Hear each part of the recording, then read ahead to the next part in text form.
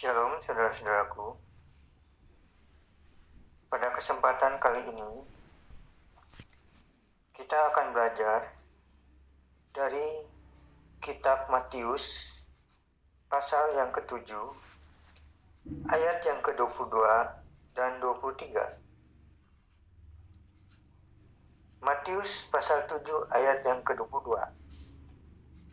Pada hari terakhir banyak orang akan berseru kepadaku, Tuhan, Tuhan, bukankah kami bernubuat demi namamu dan mengusir setan demi namamu dan mengadakan banyak mujizat demi namamu juga? Ayat yang ke-23. Pada waktu itulah aku akan berterus terang kepada mereka dan berkata, aku tidak pernah mengenal kamu. Nyahlah daripadaku, kamu sekalian pembuat kejahatan. Demikian dari Matius pasal 7 ayat yang ke-22 dan 23. Apa yang kita dapatkan dari apa yang kita baca pada hari ini? Pertama-tama, kita membaca di sini bahwa pada hari terakhir, sekali lagi pada hari terakhir, banyak orang akan berseru kepada Tuhan. Sekali lagi saya katakan, pada hari terakhir, banyak orang akan berseru kepada Tuhan. Jadi, apa yang dikatakan di ayat firman Tuhan ini akan terjadi. Apa yang dituliskan di sini bukanlah suatu pengajaran belaka, bukanlah sekedar perumpamaan, tapi apa yang dikatakan di dalam firman Tuhan ini adalah sesuatu yang akan terjadi, adalah sesuatu nubuatan, akan terjadi. Akan ada banyak orang yang berseru-seru bahwa mereka telah melakukan mujizat, bahwa mereka telah mengusir setan, bahwa mereka telah bernubuat. Benar, itu akan terjadi, saudara-saudara.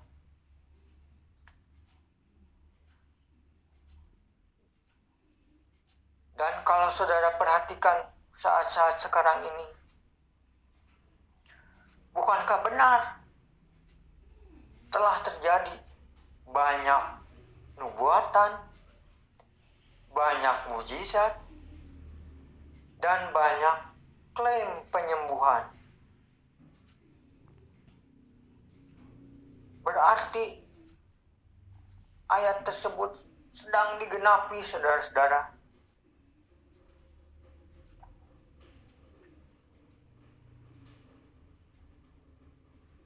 Apa yang dituliskan di firman Tuhan ini, Matius 7 ayat 22, itu sedang terjadi. Bahwa banyak orang yang akan bernubuat demi nama Tuhan. Mereka mengklaim melakukan banyak mujizat. Ada klaim juga mereka telah mengusir setan.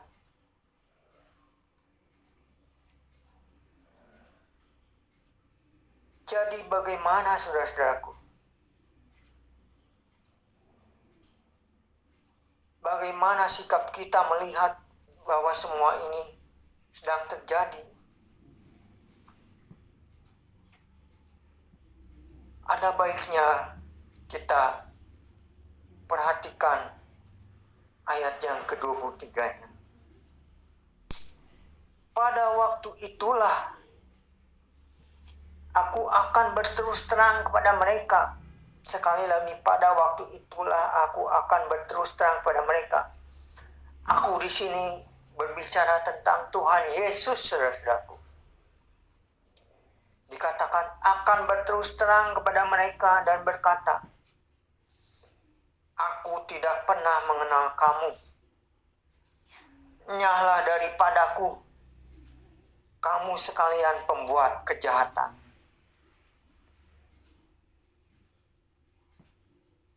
Jadi,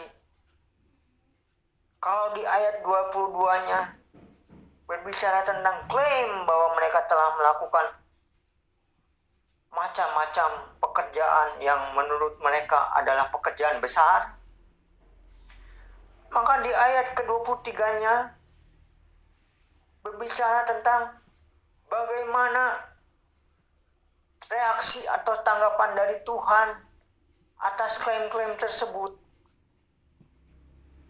Saudara-saudara lihat, apakah ayat 23 ini berbicara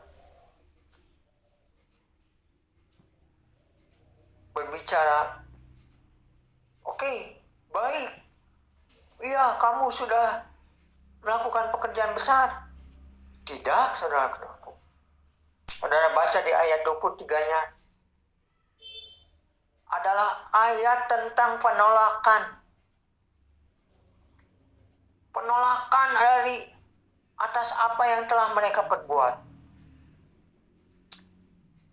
Ini adalah firman dari Tuhan Yesus, saudara-saudaraku.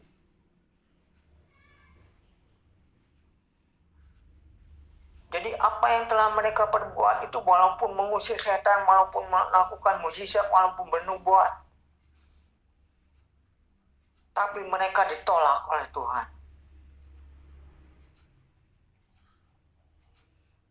Ini benar, saudaraku, akan terjadi. Dan sekarang sedang terjadi banyak nubuat, banyak mukjizat, banyak penyembuhan, klaim-klaim. Tapi jangan lupa ayat 23-nya, saudara-saudaraku.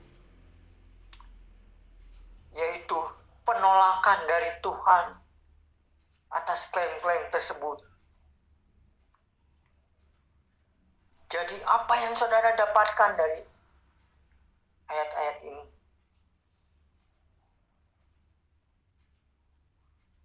Di sini terjadi klaim-klaim, tapi akan ada penolakan. Jadi terjadi suatu kontradiksi. Terjadi suatu yang tidak seperti yang diharapkan oleh klaim-klaim tersebut. Bahwa bukannya mereka mendapat pengakuan, bukannya mereka mendapatkan pahala, hadiah dari apa yang telah mereka lakukan tersebut, tapi justru sebaliknya mereka mendapat penolakan dari Tuhan. Ini adalah suatu kenyataan dan harus saudara perhatikan baik-baik.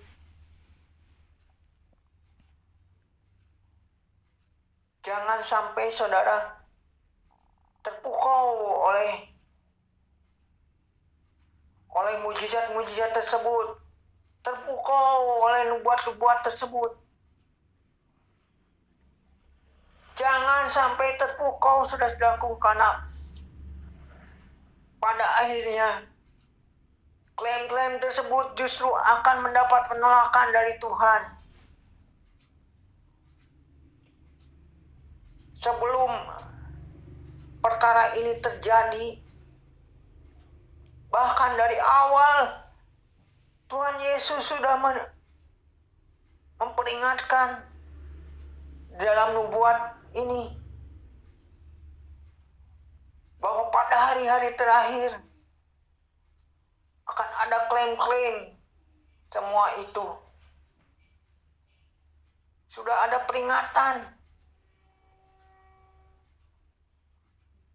Itu artinya saudara-saudaraku harus waspada, harus benar-benar memperhatikan, harus benar-benar berjaga-jaga. Jangan sampai termakan oleh klaim-klaim tersebut dan pada akhirnya saudara ditolak. Ini kenyataan, saudaraku.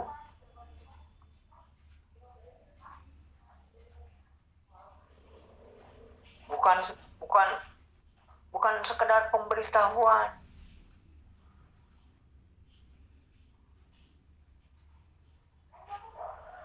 Kenyataan bahwa klaim-klaim yang luar biasa, yang besar tersebut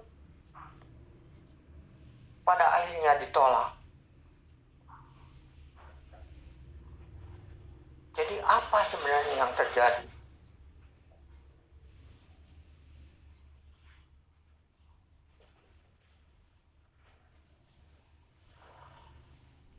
Apa yang sebenarnya sedang terjadi?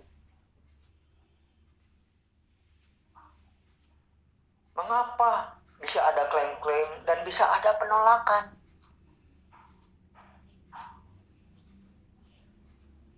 Perhatikan saudara-saudaraku, bahwa Tuhan menolak bukan dia bertindak suka-suka, bukan dia bertindak asal-asalan, tapi dia melakukan penolakan karena memang layak untuk menolak, karena klaim-klaim tersebut layak untuk ditolak.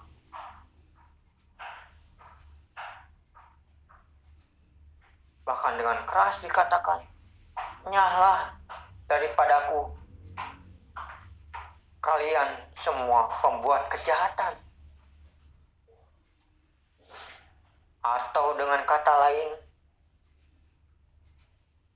dapat dikatakan bahwa klaim-klaim yang dicanangkan oleh mereka itu semuanya adalah palsu. Semuanya adalah tidak benar. Memang kejadiannya sesuatu yang heboh, yang besar, yang luar biasa. Tapi satu saja kenyataan yang dari Tuhan, bahwa klaim-klaim tersebut tidak benar. Klaim-klaim tersebut layak untuk ditolak.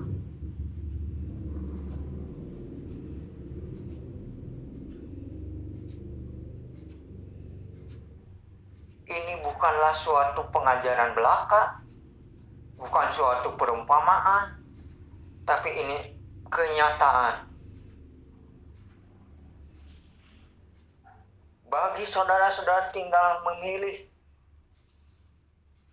apakah saudara akan berdiri mempercayai klaim-klaim tersebut, ataukah saudara berdiri waspada, berjaga-jaga,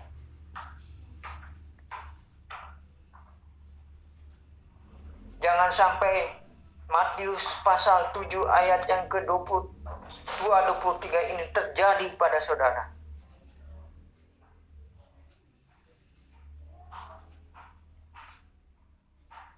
Untuk apa saudara terlibat dalam pengusiran setan? Untuk apa saudara terlibat dalam penyembuhan, tapi dalam tanda kutip ya, pengusiran setan, penyembuhan, dan nubuat-nubuat tersebut. Tapi pada akhirnya saudara ditolak. Untuk apa?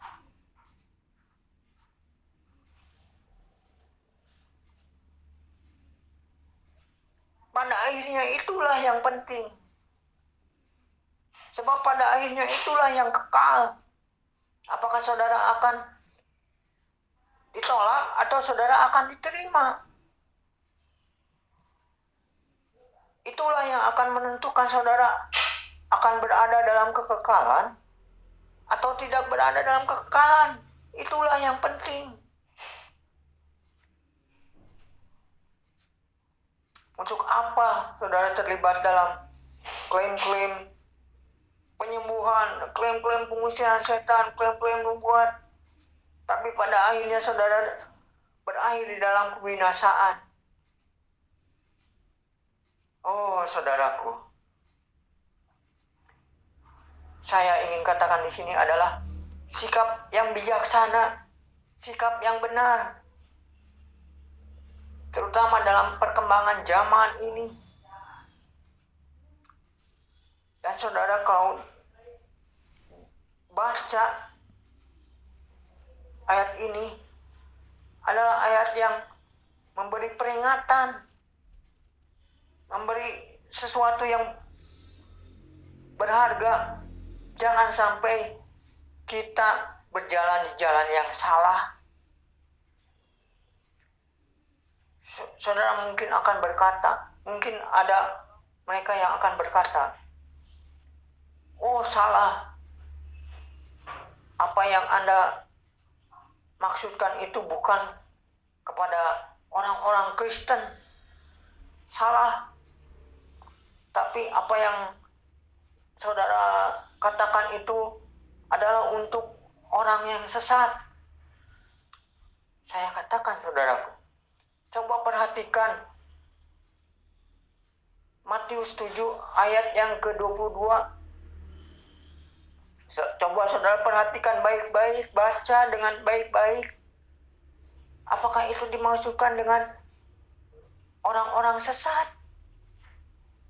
Apakah itu dimaksudkan dengan bagi orang-orang yang sesat di luar jalan Tuhan? Tidak, saudaraku. Ayat-ayat tersebut dimaksudkan kepada orang-orang Kristen yang di hari akhir. Bahkan di situ dikatakan bahwa mereka berkata, mereka telah melakukan nubuat, mereka telah melakukan mujizat, mereka telah mengusir setan, dan mereka mengatakan semua itu. Jadi mereka mengaku bahwa mereka telah melakukan pekerjaan besar. Dan ini terjadi sebagai orang Kristen. Itu yang diklaim oleh mereka.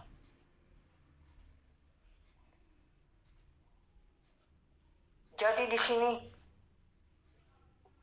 saudaraku harus hati-hati, waspada terhadap apa yang terjadi pada saat ini.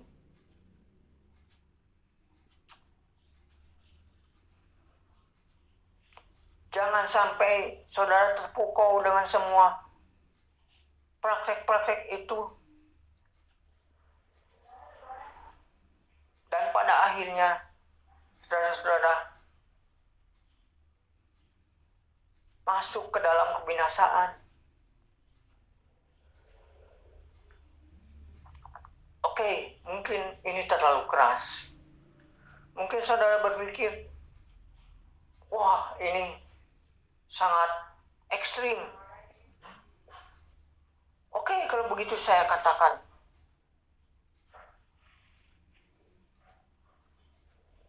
kalau memang terlalu keras, lalu kenapa saudara begitu ngotot bertahan dengan pengajaran-pengajaran seperti ini? Mengapa saudara tidak beralih kepada pengajaran-pengajaran yang tidak membesar-besarkan hal ini? Kekristenan itu kan alirannya banyak.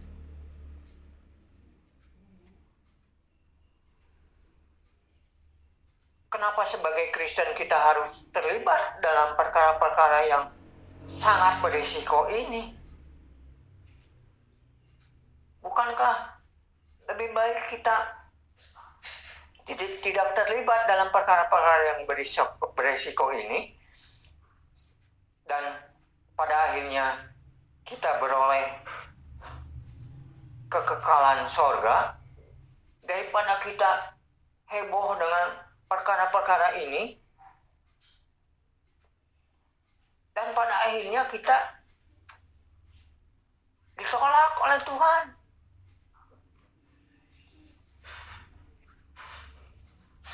Bukankah pertimbangannya demikian lebih baik, saudaraku?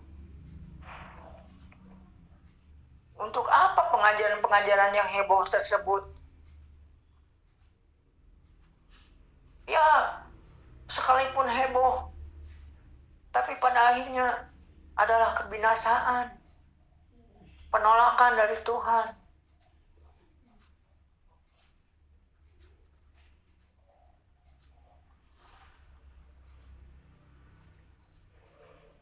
Jadi demikianlah saya bagikan.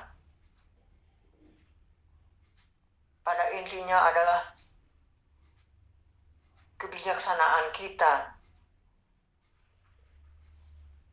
Jangan sampai kita terpukau oleh hal-hal luar biasa dan kita tidak berpikir bahwa nasib kita kemudian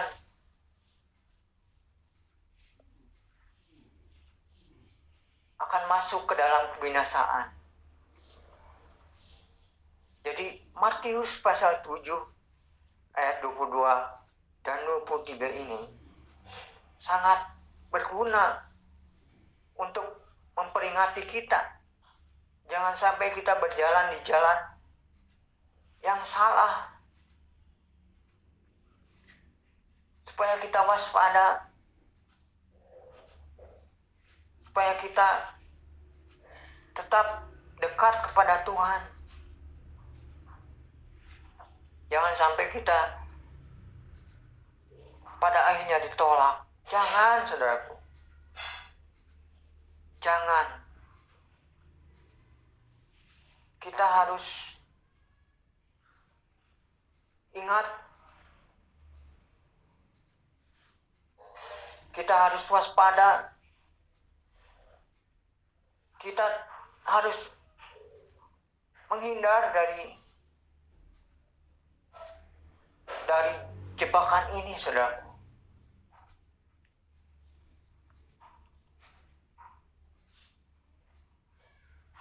Saat saya sedang membagikan ayat-ayat ini, sedang rame itu, saudaraku, tentang wabah corona. Apalagi dalam keadaan sedang wabah ini, saudara-saudaraku, praktek-praktek pengusiran setan, praktek-praktek mujizat, praktek nubuat ini juga banyak, saudaraku. Saya mohon kepada saudaraku, hati-hati dengan semua itu. Kita tidak terpukau dengan semua itu. Sebab kita ingat ayat yang ke-23-nya, saudaraku. Matius 7 ayat 23. Kita ingat resiko untuk kita ditolak kalau lihat ayat 22-nya, apa yang dilakukan di ayat 22-nya itu sangat menarik, saudaraku. Pengusiran setan, penyembuhan, mujizat, nubuat, wah sangat menarik, saudaraku. Tapi kalau saudara ingat ayat 23-nya, itu adalah ayat yang keras. Itulah ayat penentunya. Saudara bisa berakhir di surga atau di neraka, itu ayat 23-nya. Itulah yang harus saudara perhatikan. Apalagi ya sekarang saat wabah ini, saudara harus berjaga-jaga.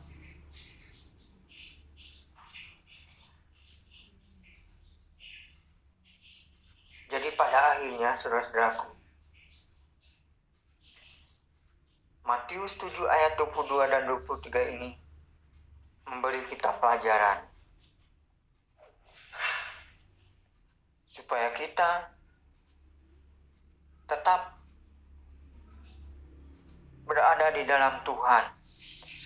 Jangan sampai kita terpukau oleh hal-hal yang luar biasa dalam tanda kutip yang banyak terjadi sekarang ini. Tapi biarlah kita tetap merendahkan diri di hadapan Tuhan, tetap mendekatkan diri kepada Tuhan,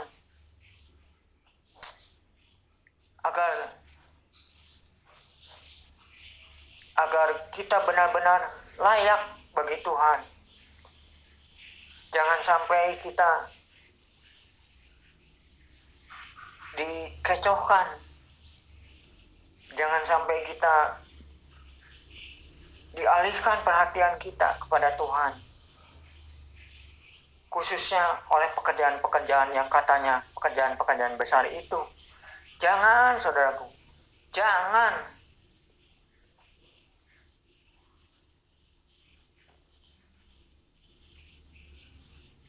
Jadi baiklah, sekali lagi, Matius 7 ayat 22-23, peganglah itu saudara-saudaraku. Peganglah agar waspada, agar jangan sampai terjadi kita dikecohkan oleh hal-hal yang katanya luar biasa itu. Peganglah agar kita jangan sampai jadi orang yang ditolak, agar jangan sampai Tuhan menghadik kita, menyuruh kita pergi, dan kita tidak diterima olehnya. Tapi jauh lebih baik kita merendahkan diri di hadapan Tuhan, mendekatkan diri kepadanya.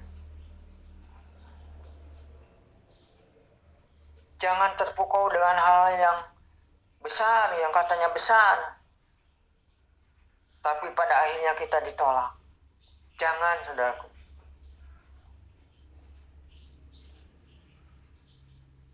Jadikanlah ayat ini sebagai ayat yang memperingati kita, supaya kita waspada. Jangan sampai kita dikecohkan. Demikianlah saudara-saudaraku, apa yang saya bagikan hari ini. Biarlah bisa menjadi peringatan bagi kita, bisa menjagai kita, agar kita tetap berada di jalannya, supaya kita selamat, supaya kita pada akhirnya beroleh penghargaan, beroleh keselamatan, beroleh sesuatu yang layak, keselamatan bagi kita, keselamatan kekal.